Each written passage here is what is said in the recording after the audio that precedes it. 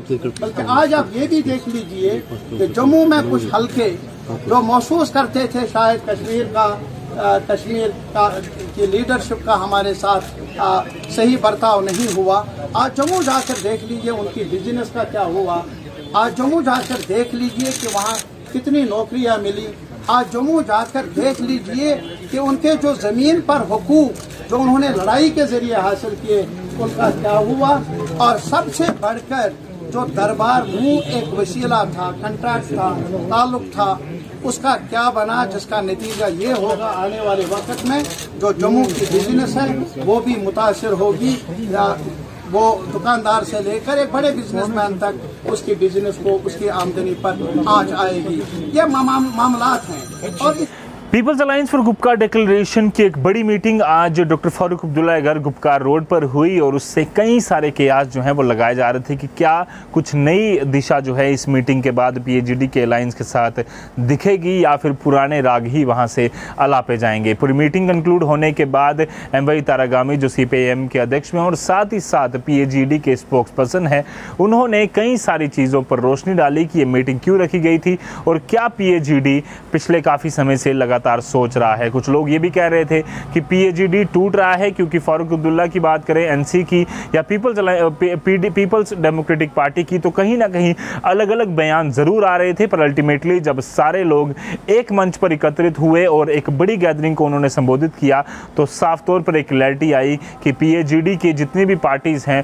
वो एक ही एजेंडा लेकर चल रही हैं। और वो एजेंडा है जो आज की प्रेस कॉन्फ्रेंस में भी क्लियर हुआ, वो एजेंडा है कि आर्टिकल 370, 35 और जम्मू कश्मीर की स्टेट की बहाली को लेकर लगातार वो प्रयास करते रहेंगे और उनके एजेंडे में टॉप एजेंडा जो है वो यही रहेगा। इसके अलावा कुछ और महत्वपूर्ण बातें उन्होंने जो है वो वहां पर जरूर कही, पर सबसे ज्यादा जरूरी जिस पर गौर करने वाली बात यह है, इस मीटिंग के जरिए उन्होंने रेजोल्यूशन पास किया और कहा कि इन बिंदुओं पर हम लगातार काम करेंगे। सबसे पहला आर्टिकल 370, 35 और स्टेटहुड की बहाली का काम। दूसरी बात उन्होंने ये कही कि जितने भी ऐसे लोग, जितने भी ऐसे बच्चे कश्मीर के ऐसे लोग जिनको बाहरी जेलों में रखा गया है उनको वापस लाना चाहिए। जो बिना वजह किसी को जेल में रखा जाता है, चाहे वो जम्मू कश्मीर की जेल हो चाहे किसी और जगह जेल हो, उनको जल्द से जल्द अपने घरों में भेजा जाए, इस तरह के अत्याचार ना हो। साथ ही साथ उन्होंने ये जरूर कहा कि हम पूरी तरह से प्रयास करेंगे कि जो ट्रेड जम्मू कश्मीर में खत्म हो रहा है उसको जो है वो एक बार फिर से रफ्तार मिले। तारागामी ने ये भी पॉइंट आउट करके कहा कि जम्मू के लोग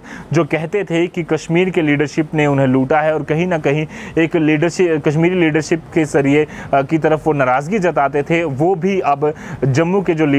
जो लोग हैं वो भी नाराज हैं और उनका बिजनेस भी पूरी तरह से बर्बाद हो चुका है। कुछ महत्वपूर्ण पॉइंट्स उन्होंने कहे। इसके अलावा उन्होंने ये भी कहा कि कई सारे आदेश निकाल कर कोशिशें ये की गई कि हम ये मीटिंग ना कर पाएँ, पर अल्टीमेटली हमने इस मीटिंग को किया, स्मॉल गैदरिंग में ही किया, पर हम ज़रूर कोशिश करेंगे कि इस तरह की मीटिंग्स लगातार हों और आने वाले दिनों में पीएचडी अपना जो एजेंडा है उसमें सक्सेसफुल हो, उसको लेकर लगातार प्रयास किए जाएं। इस मीटिंग में खास बात यह भी रही कि ना सिर्फ पीएचडी के चंद लीडर्स हमें हर बार मीटिंग्स में दिखते थे, क्लोज डोर मीटिंग्स में, इस बार बड़ी गैदरिंग हुई, कई सारे महत्वपूर्ण नेता दिखे और ये भी माना जा रहा है, सूत्रों के वाले से खबर है कि कुछ जम्मू के भी मुख्य लीडर जो हैं, जो कि पीपल्स डेमोक्रेटिक पार्टी एनसी के हैं, वो भी वहां पर पहुंचे हुए थे। हालांकि इस पर कोई पुष्टि नहीं हो पाई है, पर लगातार जो विजुअल्स आ रहे हैं वो जरूर कहीं ना कहीं भारतीय जनता पार्टी और जम्मू बेस्ड लीडरशिप को तंग जरूर करेंगे और जो बार बार 370 का लाग अलापने की कोशिश पीएचडी द्वारा की जा रही है उसको लेकर